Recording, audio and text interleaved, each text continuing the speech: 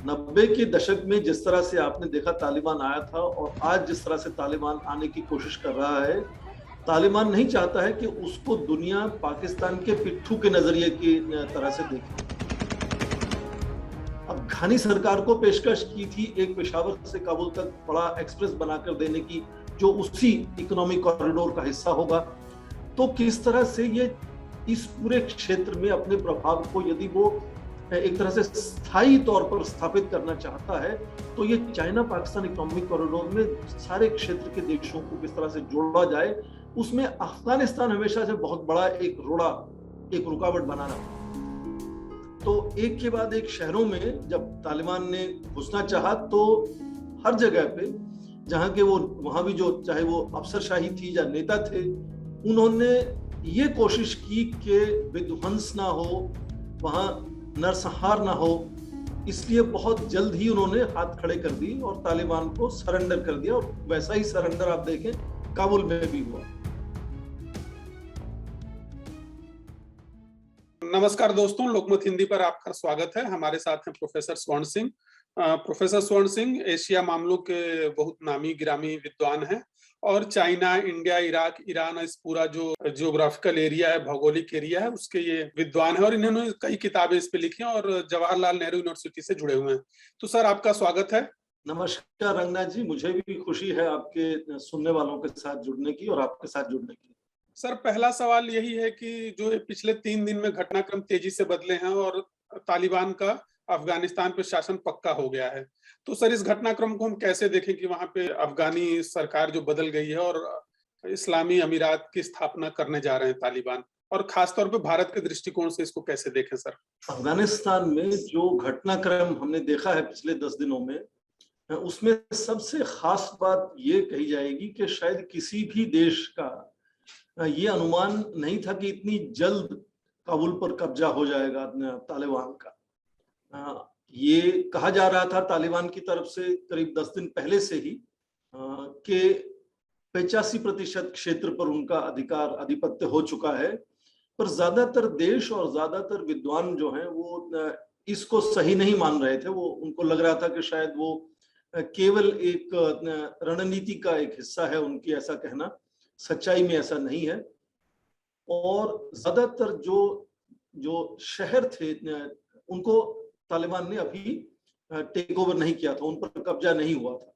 तो ये 10 दिन का जो घटनाक्रम आपने जिसका जिक्र किया, वो अपने आप में सबसे पहले तो जितने भी अनुमान लगाए गए उनको झुटला देता है कुछ हद तक, कि इतनी जल्द एक के बाद एक बड़े छोटे सब शहर तालिबान के कब्जे में आ जाएंगे इतनी जल्दी।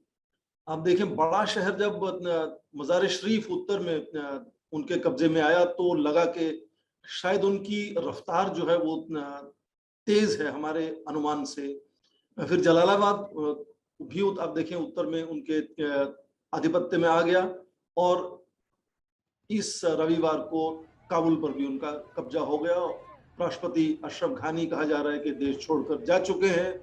अब वो कह रहे हैं कि देश तालिबान के कब्जे में है और तालिबान की जिम्मेदारी बनती है कि वो वहाँ की संपत्ति को, वहाँ के राष्ट्र की साख को, वहाँ की शांति को किस तरह से बनाए रखते हैं। तो उन्होंने अब जिम्मेदारी सीधी तालिबान पर डाल दी है। तो ये इस अनुमान का सही ना होना, मुझे लगता है कि उससे ये पता चलता है कि आज भी शायद जो अफगान समाज है, जो समाज राष्ट्र है, उसमें जो जिनको वारलॉर्ड्स कहते हैं उनका ही दबदबा चलता है। तो एक के बाद एक शहरों में जब तालिबान ने घुसना चाहा, तो हर जगह पे जहां के वो वहां भी जो चाहे वो अफसरशाही थी या नेता थे, उन्होंने ये कोशिश की कि विध्वंस ना हो, वहां नरसंहार ना हो। इसलिए बहुत जल्द ही उन्होंने हाथ खड़े कर दिए और तालिबान को सरेंडर कर दिया, और वैसा ही सरेंडर आप देखें काबुल में भी हुआ। काबुल में ग्रीन जोन, जो हमेशा से सबसे ज्यादा प्रोटेक्टेड एरिया, जहां विदेश राजदूतों के सब एम्बेसीज हैं, वहां भी सैनिकों ने घंटों में अपनी वर्दियां, अपने हथियार सब छोड़ दिए, और वो एक तरह से जो सबसे प्रोटेक्टेड एरिया था वो सबसे वल्नरेबल एरिया नजर आया। और एक के बाद एक राष्ट्र, अमेरिका सबसे आगे है, वहां से अपने राजदूतों को और दूसरे लोगों को निकालने की लगातार कोशिश में है। भारत भी उसी कोशिश में है। तो पहली बात तो ये समझना जरूरी है कि दो चीजें मैं कहूंगा। जब सोवियत रूस को अफगानिस्तान से हटाने के लिए मुजाहिदीन का सहारा लिया गया था, आप 1991-90 की बात करें, तो उस वक्त बहुत नुकसान हुआ था। काबुल को खंडहर बना दिया था उन्होंने।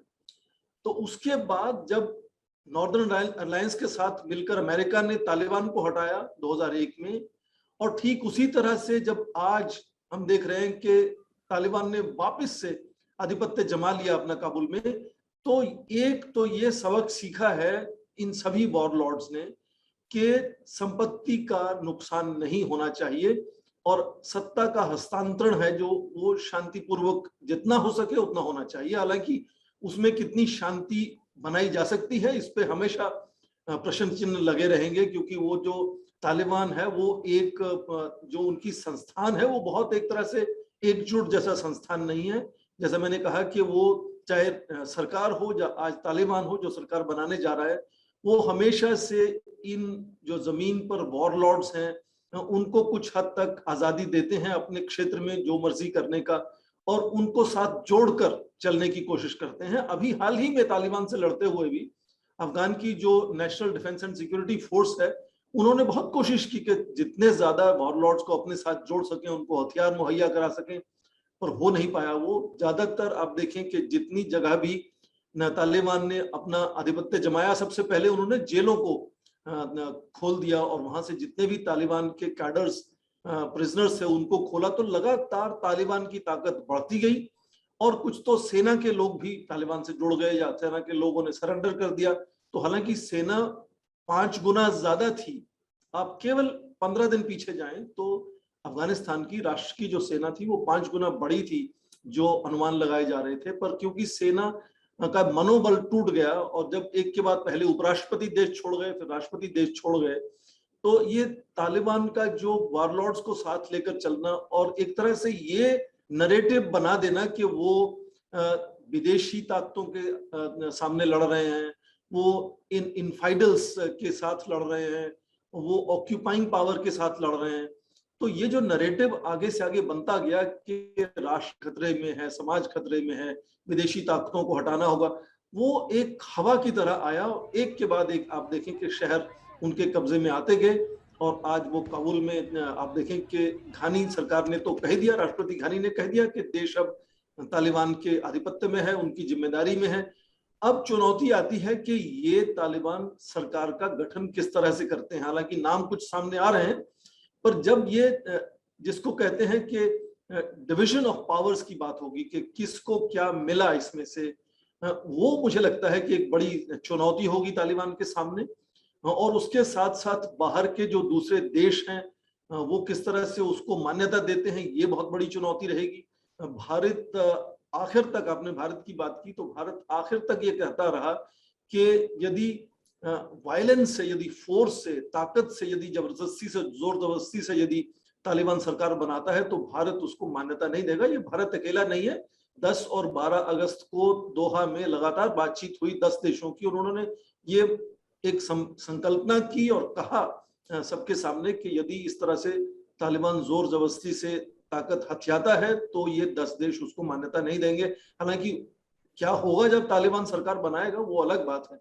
तो अभी भी एक तो ये कहना जरूरी है कि वहां आम लोगों की जिंदगी में ये जो आशंकाएं हैं, अनसर्टेनिटी है, अस्थिरता है, ये लगातार बनी रहेगी। और क्योंकि तालिबान एकजुट संस्थान नहीं है, इसलिए बहुत से उनके घटक, बहुत से लोग गलतियां करते रहेंगे, नाराज होकर वायलेंस करते रहेंगे, तो अशांति बने रहने का डर लगातार बना रहेगा। कम से कम जब तक तब तक ये तालिबान की सरकार में कौन क्या मंत्रालय संभालेगा, कौन किस ओहदे पर बिठाया जाएगा, क्या उनको मान्यता मिलती है, ये सब चीजें जब तक तय नहीं हो जाती, और उसमें मुझे लगता है कम से कम 1 सप्ताह या 10 दिन से ज्यादा लग सकते हैं, उससे ज्यादा भी लग सकते हैं, क्योंकि वो तय करेगा कि अंदरूनी उनकी आपस में तालमेल कितना अच्छा है या नहीं है।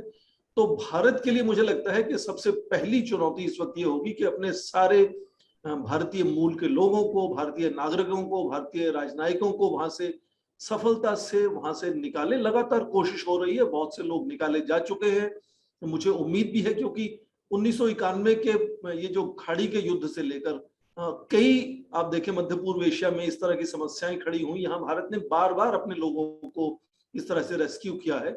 भारत का जो एक तरह से हैसियत है या काबिलियत है अपने लोगों को रेस्क्यू करने की, वो लगातार हमने देखी है। और पूरी उम्मीद करते हैं कि अफगानिस्तान में भी ठीक उसी तरह से भारतीय नागरिकों को, राजनयिकों को ठीक ठाक घर लाया जाएगा। फिर उसके बाद तालिबान की सरकार से क्या तालमेल भारत का बनेगा, मुझे लगता है उसमें अपनी चुनौतियां सामने आएंगी। पर ये अस्थिरता कम से कम आने वाले 10-15 दिनों तक लगातार बनी रहने की ऐसी संभावना है।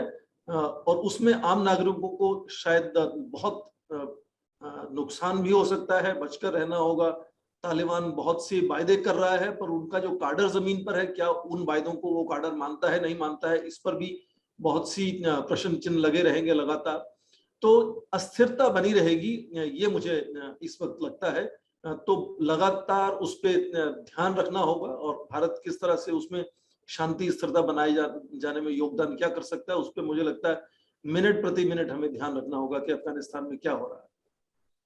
सर, जो पिछले 3-4 दिन के घटनाक्रम है और जिस तरीके से जिन नेताओं का नाम सामने आया है, ईरान के जो पूर्व गृह मंत्री थे उनका नाम सामने आ रहा है कि वो लीड कर सकते हैं, और दूसरी चीज जो तालिबान के जो अभी मौजूदा लीडर हैं मुल्ला बिरादर, तो मुल्ला बिरादर सर 2010 में गिरफ्तार हुए थे और 2018 तक वो पाकिस्तानी जेल में रहे। और जो मीडिया में खबर है, जो पब्लिक नॉलेज यही है कि अमेरिका के कहने पे उनको रिहा किया गया। तो जो जिस तरह के कुछ घटनाक्रम पिछले 3-4 दिन में डेवलप हुए हैं, 4 दिन पहले तक लोग मान के चल रहे थे कि चूंकि पाकिस्तान में बहुत अच्छा बेस है तालिबान का, खैबर पख्तूनख्वा में उनके मुख्य मदरसे हैं या नेता हैं, वो सब वहां रहते रहे हैं, तो पाकिस्तानी एजेंसी जिसमें ज्यादा मदद कर रही है उनकी।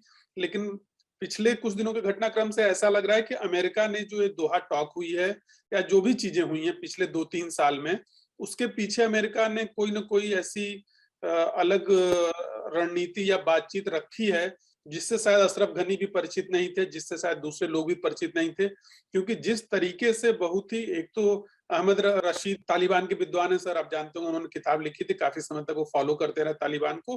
तो उन्होंने भी एक अपनी चर्चा में इस बात को नोटिस किया कि तालिबान ने जिस तरह से इस बार किया है वो बड़ा सुनियोजित और प्लान्ड है। वो तालिबान के जो परंपरागत तरीके से बहुत सोफिस्टिकेटेड है, उनके पास बहुत सारी स्ट्रेटेजिक इंटेलिजेंस ऐसी अवेलेबल है जो तालिबान अपने दम पे हासिल नहीं कर सकते थे।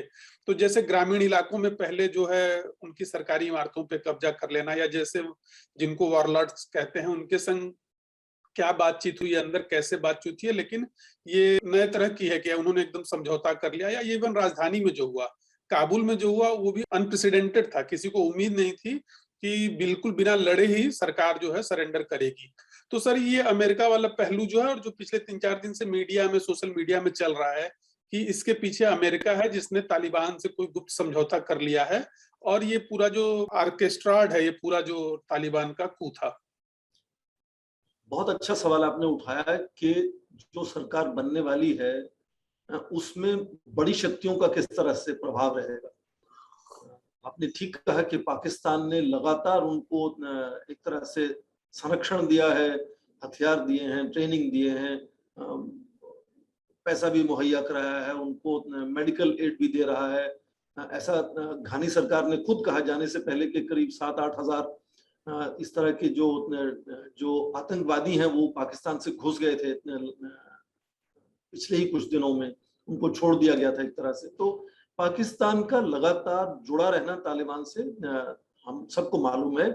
जो मालूम नहीं है वो ये कि कुछ तनातनी भी है तालिबान और पाकिस्तान सरकार में। वो इसलिए क्योंकि तालिबान ने बहुत कुछ सीखा है अपने 90 के दशक की गलतियों से। 90 के दशक में जिस तरह से आपने देखा तालिबान आया था और आज जिस तरह से तालिबान आने की कोशिश कर रहा है, तालिबान नहीं चाहता है कि उसको दुनिया पाकिस्तान के पिट्ठू के नजरिए की तरह से देखे।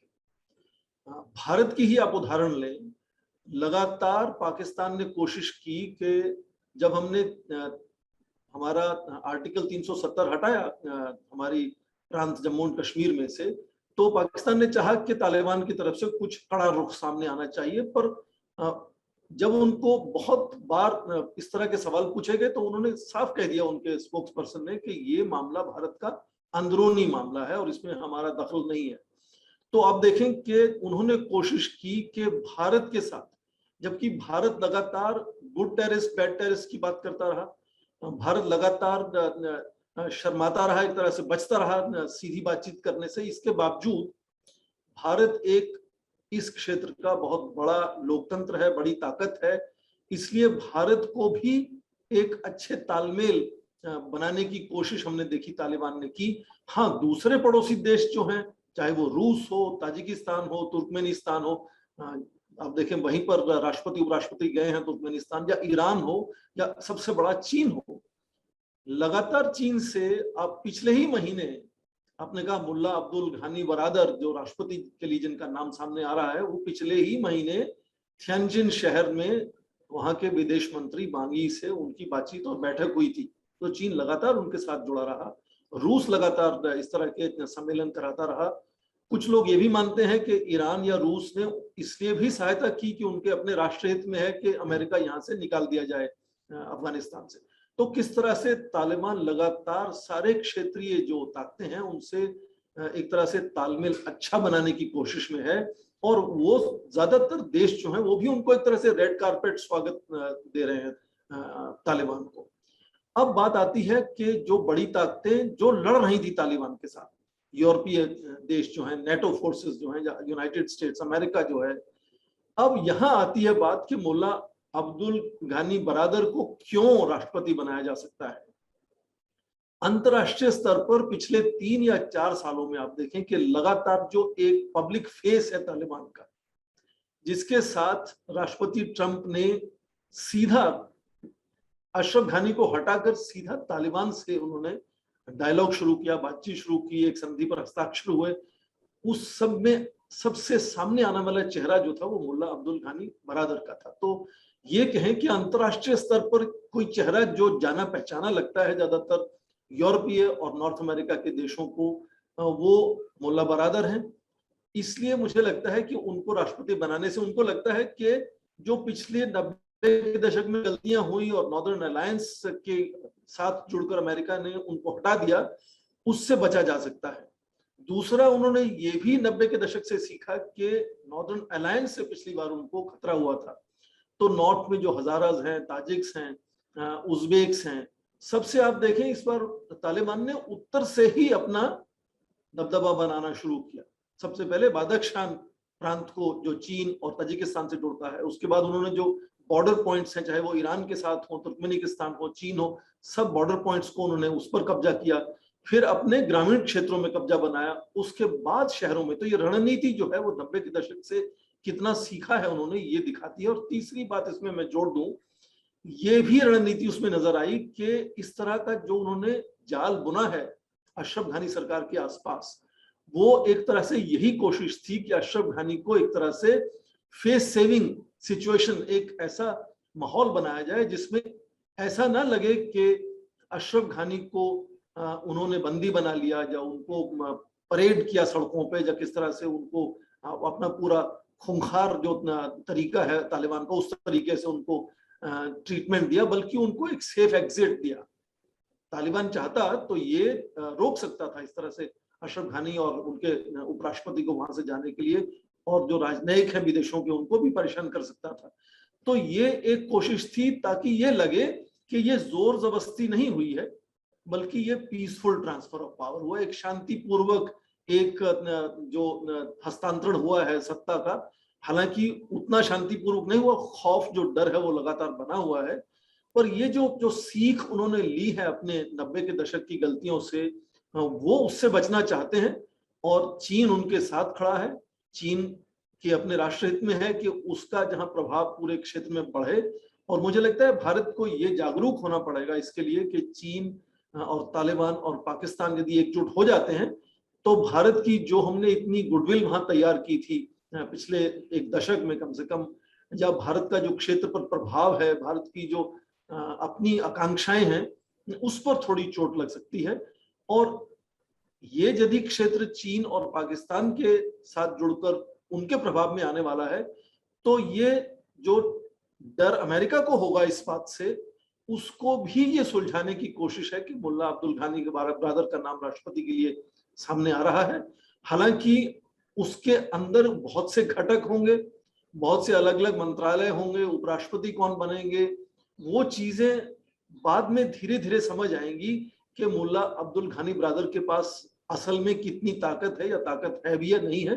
पर इस वक्त मेरा अनुमान है कि क्योंकि उनका एक तरह से जो चेहरा है वो अंतर्राष्ट्रीय स्तर पर जाना माना है और कुछ हद तक एक्सेप्टेबल है, क्योंकि अमेरिका ने उनके साथ लगातार बातचीत की है। ज़ल्मे खलीलजाद हमेशा उनसे ही बात करते थे, जो अफगानिस्तान पर स्पेशल एनवॉय थे राष्ट्रपति ट्रंप के। तो अब फिलहाल उनका जो क्वालिफिकेशन है, योग्यता है, वो ये है कि वो चेहरा है जो पहचाना हुआ चेहरा है। तालिबान के अंदर उनका कितना पकड़ है वो मुझे लगता है कि धीरे धीरे समझ आएगा। तो अभी ये चुनौतियां लगातार बनी रहेंगी मुझे लगता है।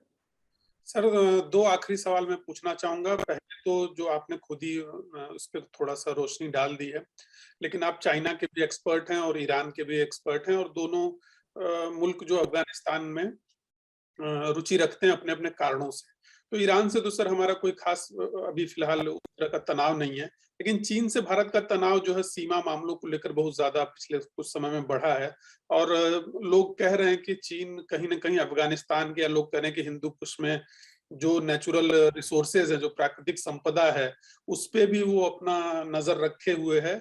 और जिस तरह से चीन, आपने खुद बताया कि जैसे चीन गए उनके सबसे बड़े नेता, और इस दौरान भी बातचीत चलती रही, तो चीन कहीं ना कहीं अफगानिस्तान को अपना सैटेलाइट स्टेट बनाने के लिए दिशा में तो नहीं बढ़ रहा है। तो इससे भारत को क्या दिक्कत हो सकती है अगर चीन जिस तरीके से अभी नेपाल, भूटान, श्रीलंका, इवन पाकिस्तान को भी आज के डेट में लोग मानते ही हैं कि पाकिस्तान अब चीन पे ज्यादा निर्भर हो रहा है अमेरिका की तुलना में। तो सर, एक भारत के चारों तरफ जो देश हैं उसमें चीन का एक प्रभाव बढ़ता जाएगा, और अफगानिस्तान चूंकि एक बहुत ही रणनीतिक रूप से ऐसी जगह मौजूद है जिससे भारत के व्यापार प्रभावित हो सकते हैं और अन्य चीजें भी। सर, इस पे थोड़ा सा और रोशनी डालिए। आपने बिल्कुल सही कहा कि पिछले कुछ सालों में जो भारत की विदेश नीति की पड़ोसी देशों के साथ चुनौतियां बढ़ी हैं, चाहे वो नेपाल हो या श्रीलंका हो या पाकिस्तान, तो हमेशा से चुनौती बना रहा है। और चीन के साथ सीधी बात है कि बहुत बड़ा हमारा तनाव बना है पिछले एक साल में। तो इसके पीछे कारण एक ही है, चीन का जो बढ़ता हुआ दबदबा है। हाल ही में आप देखें, इसी साल की बात करें तो पहले मिलिट्री का एक टेक ओवर हुआ म्यांमार में, वहां भी सबसे ज्यादा प्रभाव चीन का ही है, वो हमारे उत्तर की बात है। और ये पश्चिम में अफगानिस्तान में आप देखें, वहां भी सीधा नजर आता है कि चीन का ही प्रभाव वहां सबसे ज्यादा बनने वाला है, क्योंकि रूस ने पहले से ही वहां कह दिया है कि वो सीधा कोई, उन्होंने लावरोव जब भारत के विदेश मंत्री गए थे मॉस्को, तो उनके साथ खड़े हुए एक प्रेस वार्ता में कहा था कि वो कोई मेजर्स नहीं लेने वाले हैं, मतलब वो डायरेक्ट इंटरवेंशन वगैरह नहीं करेंगे, उसका ये मतलब लगाया गया। चीन सबसे ज्यादा जुड़ा हुआ है, और इस वक्त जो अमेरिका की साख है वो बहुत कम है अफगानिस्तान से। तो चीन पाकिस्तान के साथ जुड़कर मुझे लगता है लगातार अपना प्रभाव बनाएगा आने वाले समय में अफगानिस्तान में।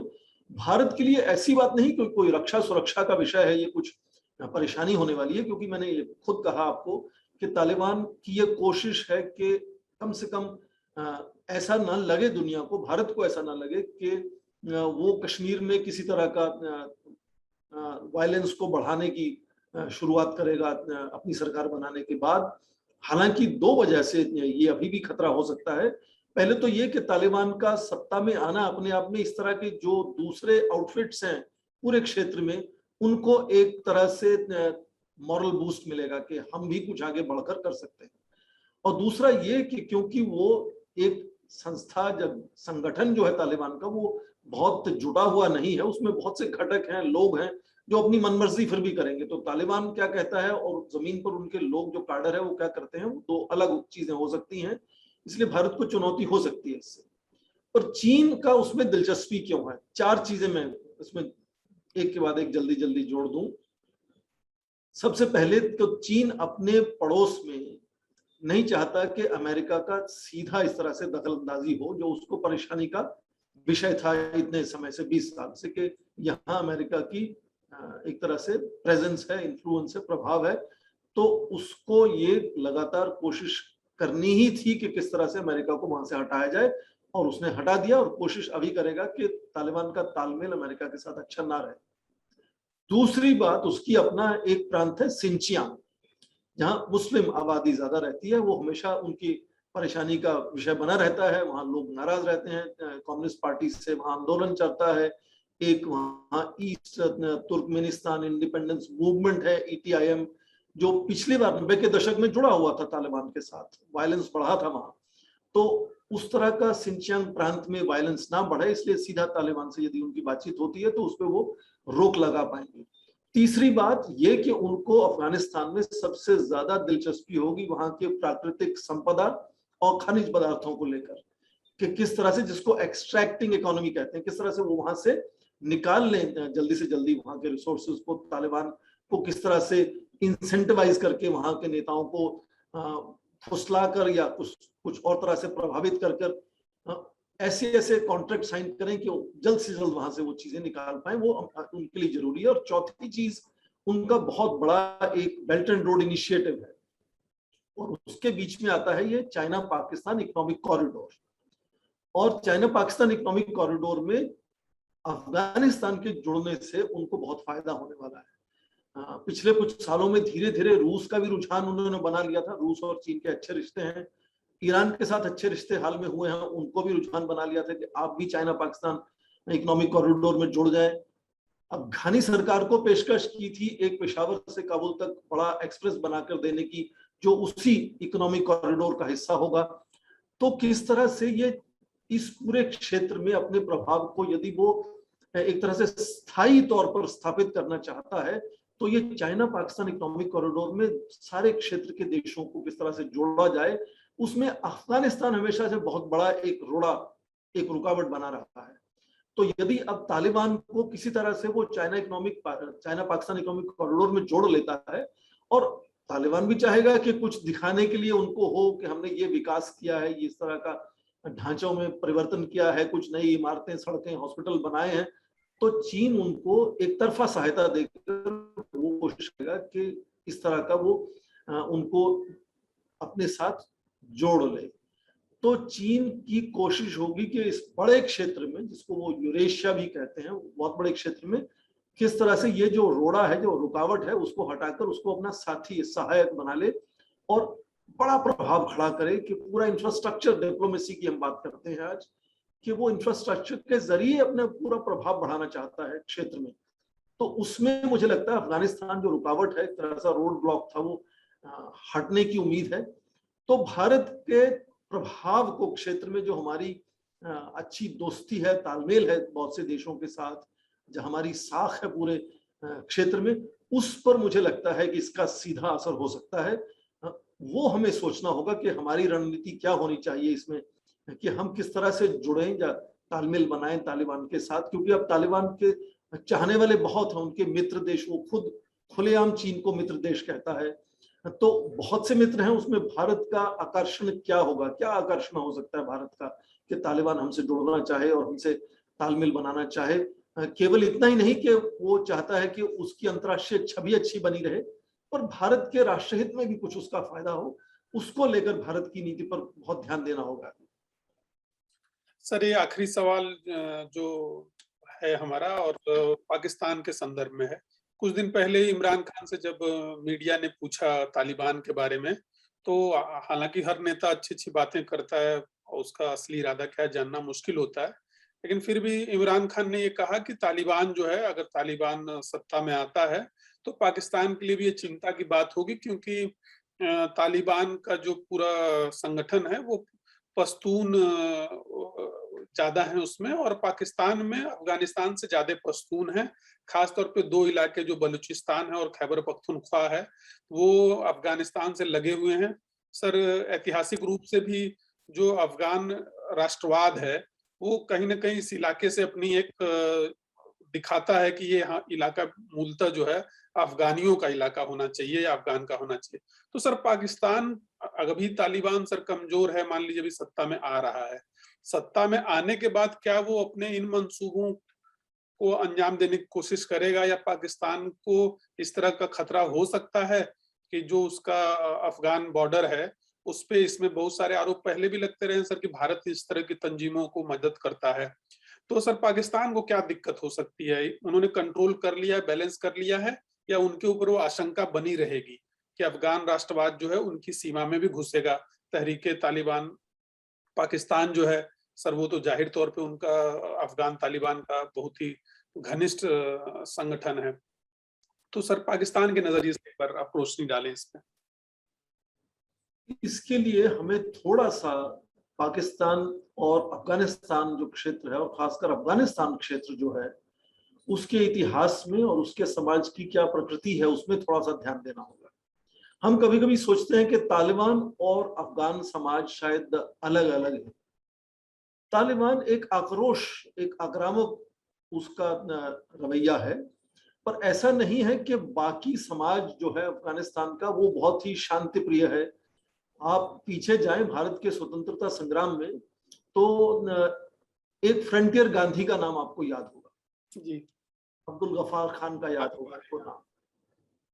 उनका सबसे बड़ा योगदान यही था कि जो पश्तून समाज जिसको बहुत ही आक्रामक माना जाता था, उनको गांधी के रास्ते पर उन्होंने चला दिया था।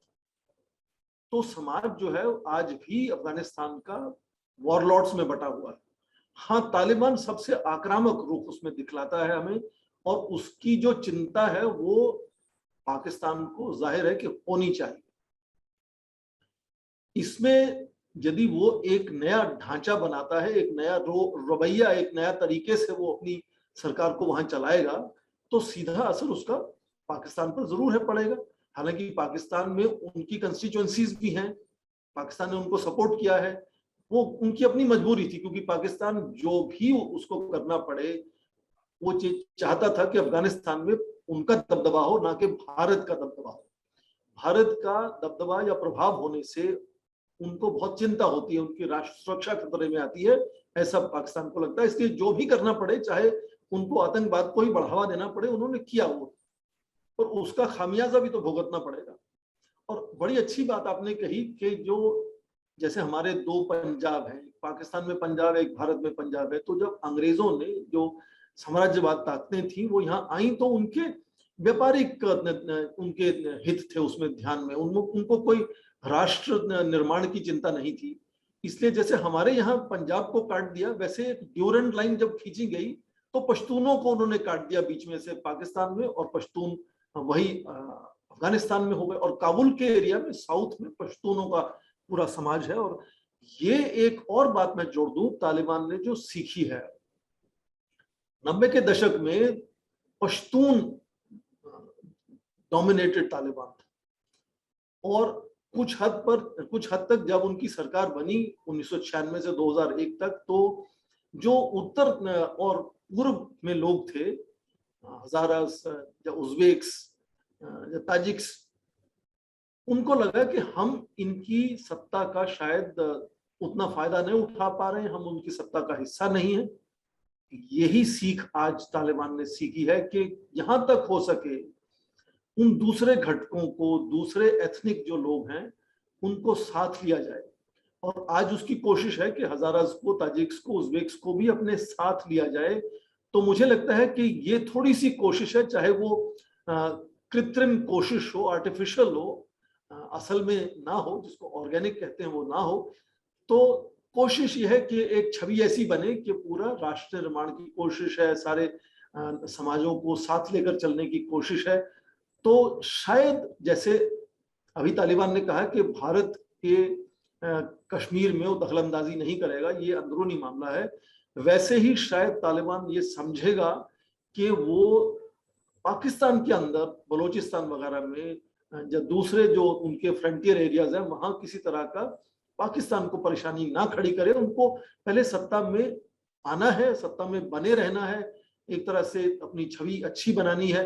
हालांकि उसमें मैंने कहा चुनौतियां हैं, क्योंकि वो जमीन पर उनका काडर नहीं सुनता उनको, वो अपनी मर्जी से करेगा जो उसकी मर्जी होगी। वॉरलॉर्ड्स नहीं सुनेंगे राष्ट्र के नेता उनको क्या बता रहे हैं, पर एक कम से कम संदेश देने की जरूर कोशिश होगी कि पाकिस्तान को भी उससे खतरा नहीं है, हालांकि खतरा लगातार बना रहेगा। पाकिस्तान को भी उसका खतरा बना रहेगा। जब आप आतंकवाद का इस्तेमाल करते हैं तो कुछ हद तक हमने देखा है, दशकों में देखा है कि जब आतंकवाद उनके विदेश नीति का हिस्सा बन जाता है तो उसकी उनको भी खामियाजा भुगतना पड़ता है, और लगातार पाकिस्तान ने उसका खामियाजा भुगता है अंदरूनी तौर पे। अंतर्राष्ट्रीय स्तर पर तो उसकी छवि खराब हुई है। आप देखें, एक के बाद एक दर्जनों लोगों का नाम संयुक्त राष्ट्र ने खुद कहा है कि ये आतंकवादी हैं। उन पर जो फाइनेंशियल टास्क फोर्स है वो लगातार उनकी निरीक्षण होते रहते हैं, उनकी इन्वेस्टिगेशन चलती रहती है। तो उसका खामियाजा अंतर्राष्ट्रीय स्तर पर छवि जो है उस पर, और अंदरूनी जो शांति है, स्थिरता है, उस पर लगातार उसको बना रहेगा। तो यदि तालिबान सरकार पड़ोस में बनती है तो हाँ, उनको एक संतुष्टि होगी कि शायद भारत का जो बहुत अच्छा तालमेल था वहां की सरकारों से, अशरफ घनी की सरकार से, वो शायद उसमें थोड़ी कमी हो जाएगी। जब वो खत्म ही हो सकता है, पर उसका जो संकट है, जो वायलेंस है, जो एक पूरा तौर तरीका है जो उनका वहां सत्ता चलाने का, उसका कुछ ना कुछ लगातार उसकी चिंता पाकिस्तान को बनी रहेगी। और वहां के प्रधानमंत्री तो खैबर पख्तूनख्वा के पहले नेता थे, वहां उनका बेस है, तो उनके अपने लोगों को, अपनी पार्टी को वहां उसकी चिंता करनी होगी। तो आप जब आग के साथ खेलते हैं तो उसका कुछ तो आपको भी सेक लग ही जाता है, कितना भी आप बचाव करें। तो पाकिस्तान को खासकर, पर कुछ हद तक मुझे लगता है चीन को भी, और कुछ हद तक रूस और दूसरे देशों को भी जो पड़ोस में हैं, कुछ ना कुछ इसका नकारात्मक असर होने वाला है। कितना वो बच पाएंगे उससे, उनकी अपनी जो कॉस्ट बेनिफिट एनालिसिस है, कितना फायदा कितना नुकसान इसमें होने वाला है, वो उन पर तय करता है। भारत की जो तालमेल इतना बना था उसमें सीधा है कि बहुत कमी आने वाली है। किस तरह से भारत उसको संभालेगा, किस तरह से उसको वापस जोड़ेगा तालिबान सरकार के साथ, ये चुनौतियां हैं। पर भारत ने लगातार ऐसी चुनौतियों को पहले भी सुलझाया है। आप देखें, दूसरे उत्तर में हमारे पड़ोसी देश म्यांमार की बात करें तो वहां हम लोकतंत्र को जो लेकर चलने वाले घटक थे उनको लगातार हम उनके साथ जुड़े रहते थे, और वहां भी 90 के दशक से धीरे धीरे हमने वहां की सेना के साथ तालमेल बना लिया है।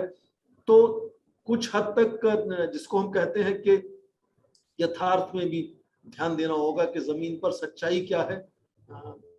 तो जाहिर हमारी विदेश नीति कुछ बड़े माने हुए मौलिक सिद्धांतों को लेकर आगे चलती है, पर जब हम स्ट्रेटेजिक ऑटोनॉमी की बात करते हैं, जो आज हमारी विदेश नीति का एक तरह से केंद्र बिंदु है, तो उसमें शायद थोड़ी सी यथार्थवाद को जोड़ना जब जुड़ता हुआ हम देखते हैं, तो मुझे लगता है कि जैसे पिछले कुछ हफ्तों में, जब कुछ महीनों में हमने देखा है कि भारत ने भी तालिबान के साथ बातचीत करना शुरू किया है, और शायद उसका ही नतीजा है कि भारत के राजनयिक, भारतीय मूल के लोग और भारतीय नागरिक वहां से निकाले जा रहे हैं लगातार, और तालिबान बिल्कुल परेशानी का कारण अभी तक नहीं बना है। तो कुछ ना कुछ तालमेल मुझे लगता है कि भारत का भी तालिबान के साथ बनता हुआ नजर आ रहा है। उसमें हमारी कितनी कीमत होगी, उसका हमें कितना फायदा होगा, वो शायद बहुत देर के बाद सामने आएगा, पता लगेगा।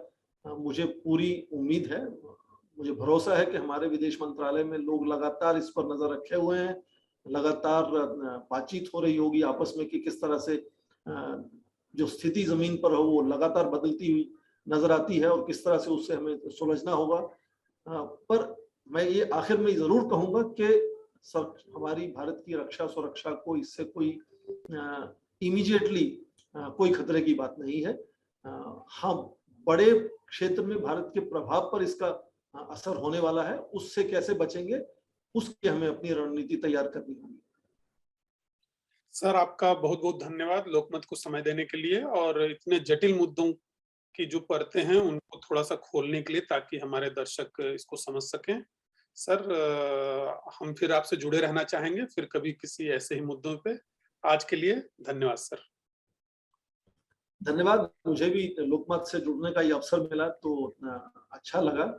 आपके सुनने वालों को भी उम्मीद करते हैं कि हमारी बातचीत अच्छी लगेगी। धन्यवाद।